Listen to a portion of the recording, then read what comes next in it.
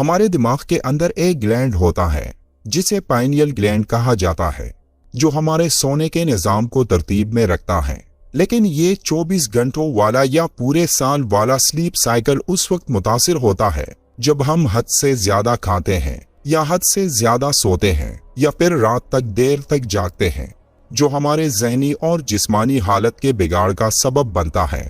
جس سے یہ ہوتا ہے کہ ہماری روزمرہ زندگی میں مسائل بڑھنا شروع ہوتے ہیں، اور یہی مسائل جب ہمارے گھروں میں داخل ہوتے ہیں تو اس سے گھر کا ماحول بھی بگڑ جاتا ہے۔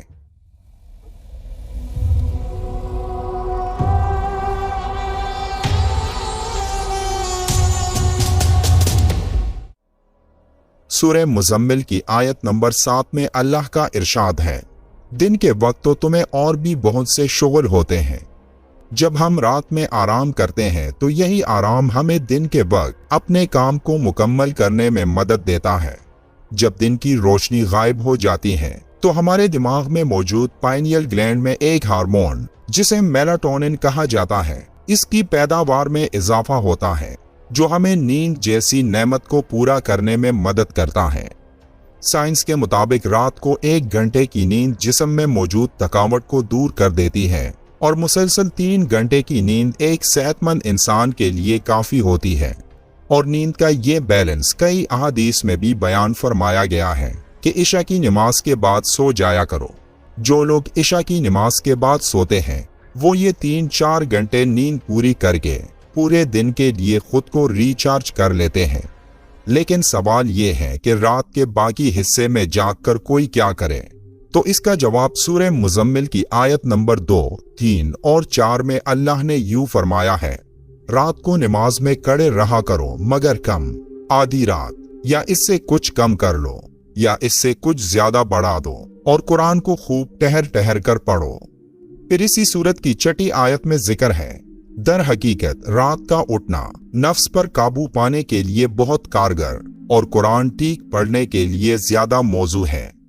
اس آیت میں رات کے جس پہر کا ذکر ہے تو اس وقت رات گہری ہوتی ہے اور نیند کا غلبہ زیادہ ہوتا ہے، اور یہی وہ وقت ہوتا ہے جو پورے 24 گھنٹوں میں ایک انسان کے لیے سب سے زیادہ فائدہ مند ہوتا ہے۔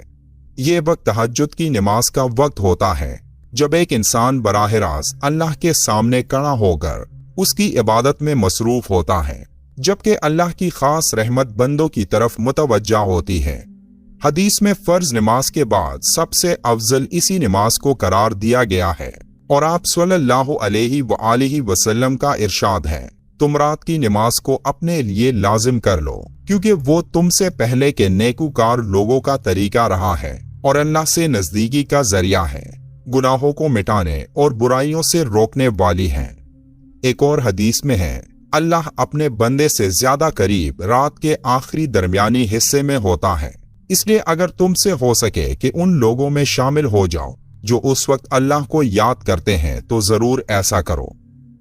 تہجد کی نماز یعنی قیام اللیل کا نور دن کو بھی چھایا رہتا ہے، اور وہ رات میں قیام کرنے والے کو اس طرح اپنی پناہ اور حفاظت میں رکھتا ہے کہ بندہ دن بھر نفس اور شیطان کے شر سے محفوظ رہتا ہے۔ قرآن میں اللہ نے اپنے پیارے رسول حضرت محمد صلی اللہ علیہ وآلہ وسلم کو تہجد کا حکم دیتے ہوئے فرمایا، اور رات کو تہجد پڑھو، یہ تمہارے لیے نفل ہے، بعید نہیں کہ تمہارا رب تمہیں مقام محمود پر فائز کر دے۔ اس آیت میں تہجد کے حکم کے ساتھ آپ صلی اللہ علیہ وآلہ وسلم کو مقام محمود کی امید دلائی گئی ہے۔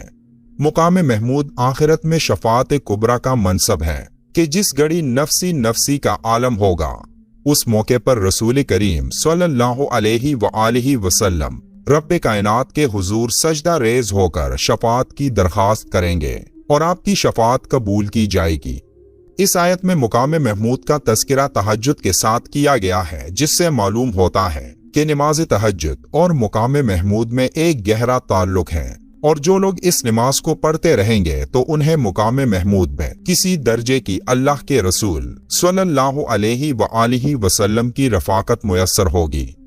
تہجد ایک عظیم نعمت ہے، روحانی ترقی کا سب سے بڑا ذریعہ اور دل کو تر و تازہ رکھنے کا سب سے مؤثر طریقہ۔ جسے اس لذت کا ادراک ہو جائے تو اس کے سامنے ساری دنیا کی دولت فضول ہے۔ اس کے لیے اس وقت آرام کی نیند سونا کانٹے کے بستر پر سونے کے مترادف ہے۔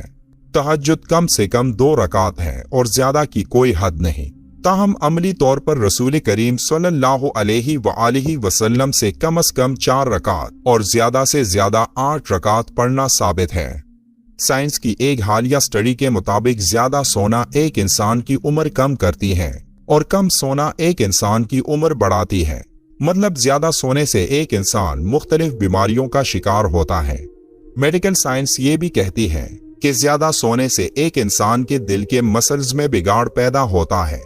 ریسرچرز کے مطابق رات کو آدھے گھنٹے کے لیے جاگنا ایک فائدہ مند عادت ہے جو ہمارے دماغ کو دوبارہ ایکٹیویٹ کر کے دماغ کو آکسیجن فراہم کرتا ہے، جو سوتے وقت ہائبرنیشن کی کیفیت میں چلا جاتا ہے، جس سے دماغ کو آکسیجن کی فراہمی نہایت کم ہو جاتی ہے۔ سائنس کا یہ بھی ماننا ہے کہ آرام دہ نیند سے جاگنا ہماری یادداشت کو مضبوط کرتی ہے اور رات کا یہ پہر اپنے گناہوں پر معافی مانگنے کا بہترین وقت ہے۔ جب نیند سے جاگنے پر ہمیں اپنے گناہ یاد آتے ہیں تو اس وقت دل پاک صاف ہوتا ہے، اور اس وقت ایک انسان جب اللہ سے معافی مانگتا ہے تو وہ خالص دل سے مانگتا ہے۔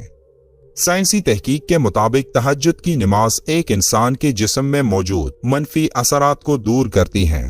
اور اس کے ذہن سے پریشانی اور غم کو کم کر دیتی ہیں، جس سے ایک انسان کے جسم کا توازن بڑھتا ہے اور اس کا مدافعتی نظام مضبوط ہوتا ہے، جس سے ایک انسان صحت مند رہتا ہے۔ تہجد کے نماز کی جتنی بھی فضیلتیں بیان کی جائیں اتنی ہی کم ہیں۔ حضرت محمد صلی اللہ علیہ وآلہ وسلم نے ارشاد فرمایا کہ اللہ رات کے آخری تہائی حصے میں آسمان سے دنیا کی طرف نزول کر کے فرماتا ہے کہ کون ہے جو مجھ سے مانگے اور میں اسے عطا کر دوں، کوئی ہے جو مجھ سے بخشش اور مغفرت طلب کرے کہ میں اس کو بخش دوں۔ تو جو شخص اس وقت نماز ادا کرتا ہے اور اس نماز کو ادا کرنے کے بعد جو بھی دعا مانگتا ہے وہ اللہ پاک ضرور قبول فرماتے ہیں، کیونکہ اللہ کی نظروں میں یہ انسان بہت ہی محبوب بن جاتا ہے، کیونکہ وہ فرض نمازوں کے علاوہ بھی ایک ایسی نماز پڑھ رہا ہے جس کو پڑھنا بہت ہی مشکل کام ہے۔